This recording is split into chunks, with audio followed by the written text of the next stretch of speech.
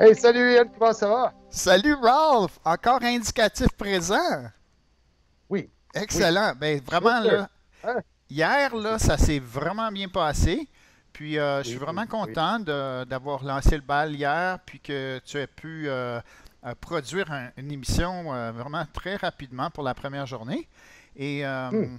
et aujourd'hui, on a une édition toute spéciale avec encore trois interventions qui vont venir. Et on a une invitée spéciale, hein, Ralph? Oui, c'est ça. Notre patronne, Angèle Ruder, la directrice des services pédagogiques. Puis j'aime l'idée qu'on a des invités aussi. Hein. J'aime le format. On répond à des questions, on pose des questions, puis tu sais, on peut être en contact avec plein de personnes qui veulent poser leurs questions en direct. Ça, c'est le fun aussi.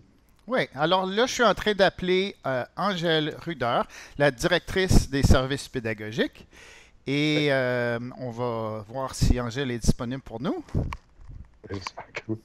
Parce que Sinon, là, OK, on se tourne les pouces, là.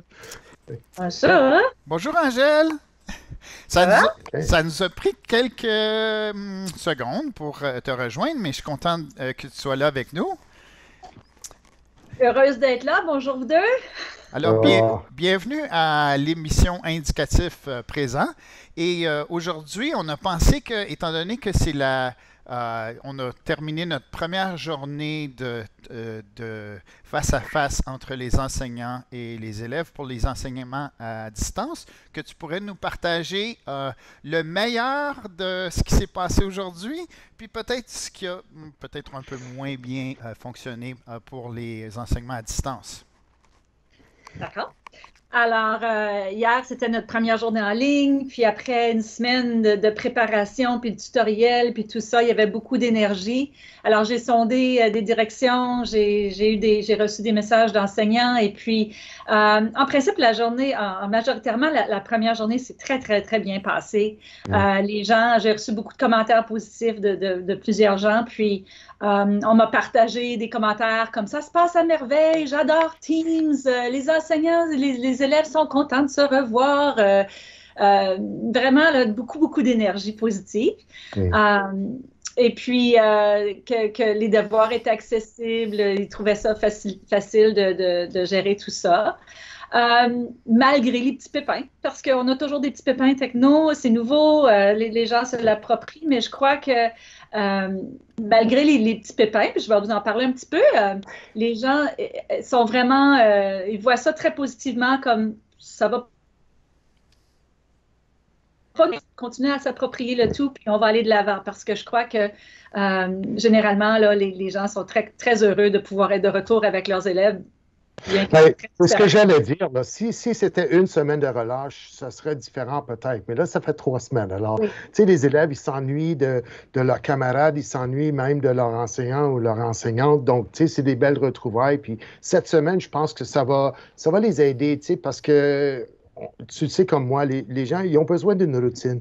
S'il n'y a pas de routine, ben, tu sais, après un moment donné, là, c'est comme je ne peux pas être en vacances pour toujours. Tu sais, comme C'est ça. je veux retourner à ma routine, puis oui, faire les choses que je fais. Oui. Alors, oui, complètement d'accord avec ça. Alors, puis les élèves, bien que ça fait 3 semaines qu'ils sont pas ensemble, c'est pas tout le monde qui a eu l'occasion de communiquer entre eux. Donc, c'était vraiment une journée, pas de retour tout de suite, là, les leçons, puis les tables de multiplication, mais plus de retrouvailles, de naviguer le système Teams, d'essayer des choses, puis de pouvoir reconnecter. Mhm. Alors, ça, c'est vraiment bien. Il y a eu des petits pépins, des petits défis mineurs avec le clavardage, puis le suivi du clavardage. Alors, c'est quand même une petite gymnastique de pouvoir lire les commentaires et puis d'enseigner en même temps, puis de pouvoir répondre aux deux. Donc, ça, c'est quelque chose on a besoin de s'approprier puis de s'habituer à faire. C'est pas que c'est impossible, c'est juste différent. Puis, tout le monde, on le sait, quand on apprend quelque chose de nouveau, tu sais, il y a le petit défi, là, que les choses avancent moins vite, puis c'est plus difficile, mais après ça, ça devient une habitude, puis ça commence à rouler Mm. comme très bien. Puis Euh, l'appui qu'on a donné, les services pédagogiques ont donné pour le personnel, est-ce qu'ils en ont profité hier pour tu sais, visiter, poser des questions et tout ça, là? Oui, oui. Alors on appelle ça nos heures de bureau, nos salles étaient ouvertes hier. OK. En matinée, il y a eu un petit peu moins de trafic, mais tu sais, un lundi matin, la première journée, je ne suis pas certaine que tout le Ouais, monde avait des liens nécessairement. ouais. Et puis, ils étaient plus préoccupés avec qu'est-ce que je fais pendant ma première rencontre que vraiment d'aller poser des questions. Mais on a eu un petit peu de trafic. Les gens sont venus poser des questions, moins de questions Teams, plus des questions pédagogiques, Oh, de c'est bon, ça. ressources, d'appui. Oui. Mais ça aussi, ça a été très positif. Vraiment, tu sais, je pense, je regarde un peu mes notes de qu'est-ce que j'ai noté. Il y avait quelques élèves d'absents. Alors, ça aussi, c'est quelque chose qu'il va falloir qu'on travaille. Ouais. C'est peut-être un défi de connexion. Alors, ça va être des choses à suivre. Mais les gens vont continuer à s'approprier Teams, ils vont continuer à s'approprier le EAV.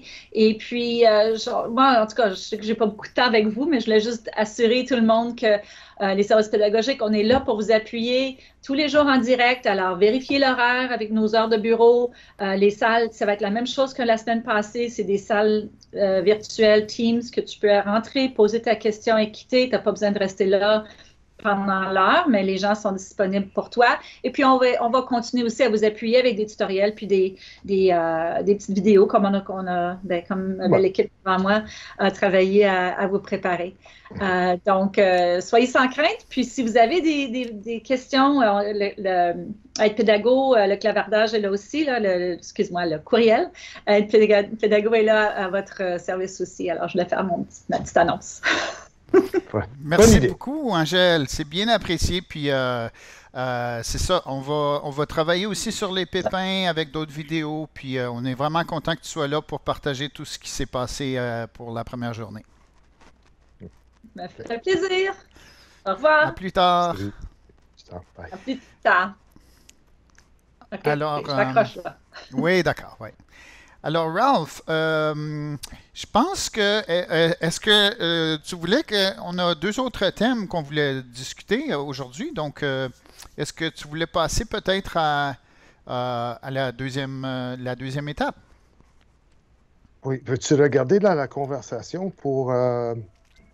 Oui, certain, oui. Oui? Je crois OK. qu'on avait une question dans la conversation Yeah. et c'était Yeah. Oui. Annabelle Da Silva qui est bien sûr qui répond aux questions des différents enseignants, qui avait une enseignante qui travaillait déjà avec son OneNote de classe, avec ses élèves, et qui avait des difficultés à insérer le OneNote dans son nouveau team. Et elle a demandé si, comme solution à ce problème-là d'intégration du OneNote qu'elle a vécu, si elle pouvait tout simplement utiliser son OneNote pour son enseignement à distance en partageant son écran, finalement. Qu'est-ce que tu en penses, toi? Ben, sais-tu quoi? Je trouve que c'est vraiment innovateur. Puis ça démontre à quel point les gens peuvent trouver des solutions quand quelque chose ne marche pas. Alors, nous, on travaille constamment en technologie, puis à chercher des solutions. Puis si quelque chose ne fonctionne pas dans notre approche, peut-être qu'il faut tout simplement choisir une différente approche. Ben, puis des fois, c'est la solution la plus simple qui est la meilleure. Hein? Ça, c'est un bon exemple de ça. Elle a déjà un OneNote. Les élèves travaillaient déjà là-dedans, comme depuis le début du semestre. Et puis, ils avaient déjà l'habitude de, OK, je m'en vais là, je consulte ici pour voir s'il y a du travail. Quand l'enseignant explique quelque chose, je sais où est-ce qu'elle va mettre ces documents-là après. Donc, chercher dans la bibliothèque de contenu, par exemple. Alors, ça, cette routine-là est déjà établie. La seule chose qu'on a ajoutée qui est différente, c'est l'élément Teams pour la communication. Mais ça, c'est comme ce que tu faisais en classe de toute façon. Et puis, tu sais, c'est rare que tu vas utiliser comme tous les outils possibles dans Teams si tu avais déjà une bonne routine établie dans ton OneNote. Garde cette routine-là.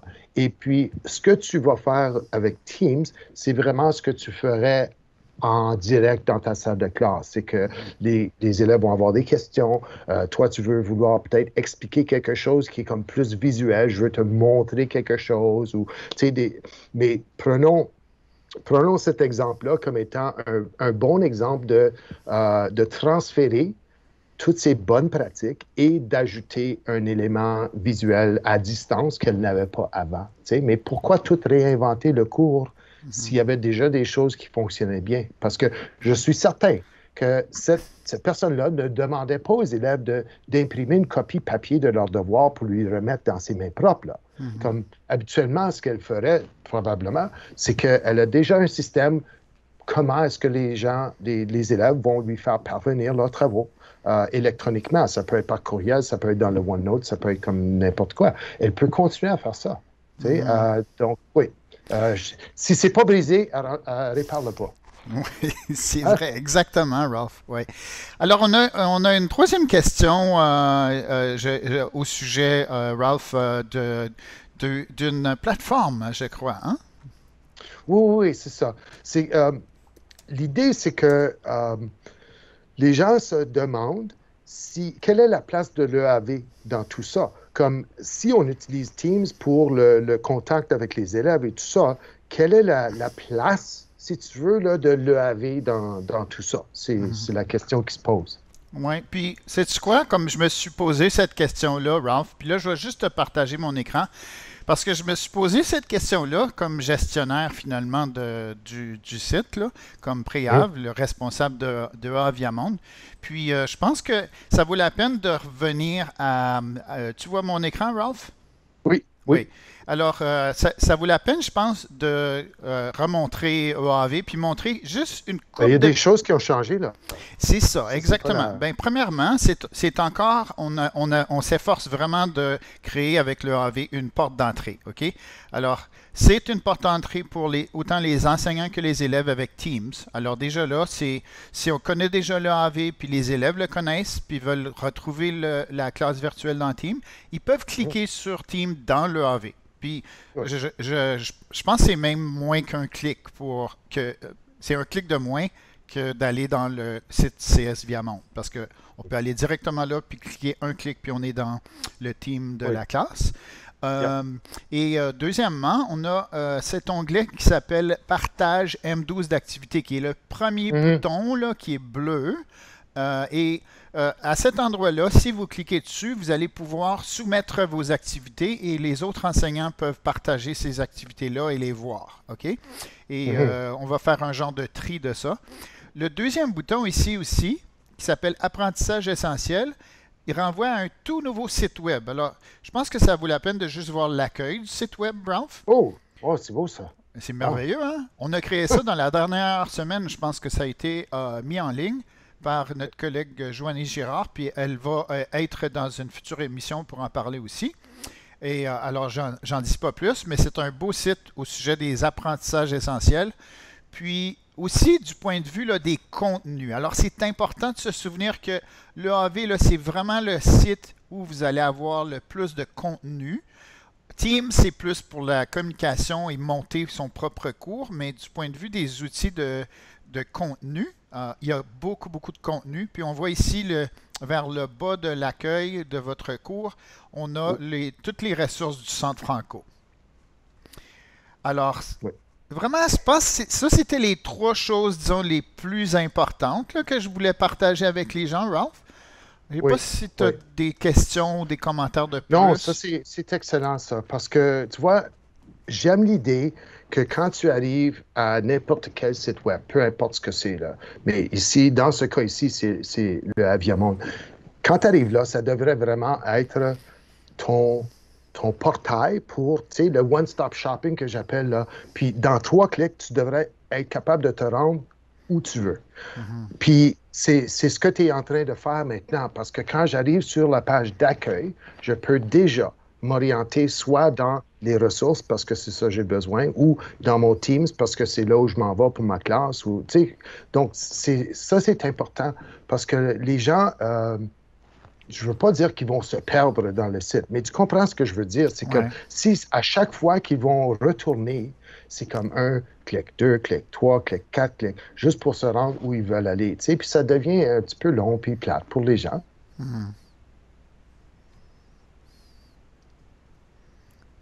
Dans ce qu'on fait, c'est de faire plus de travail à l'avance pour que ce soit moins de travail pour les utilisateurs. Oui, c'est ça. Oui. Alors, Ralph, je pense que c'est ton tour aujourd'hui pour dire le mot de la fin de notre petit 15 minutes. Ben, c'est ça. Alors, c'est une autre émission de l'indicatif présent et on sera de retour demain avec possiblement d'autres invités. On ne sait jamais parce qu'on aime les questions que les gens posent. Puis si la personne qui a posé la question peut se joindre à nous, tant mieux, parce que là, ça vient d'eux autres et puis ils vont entendre la réponse en même temps que tout le monde. Donc, c'est ça, on se dit à demain. Merci. À demain, tout le monde. Bye. Au revoir.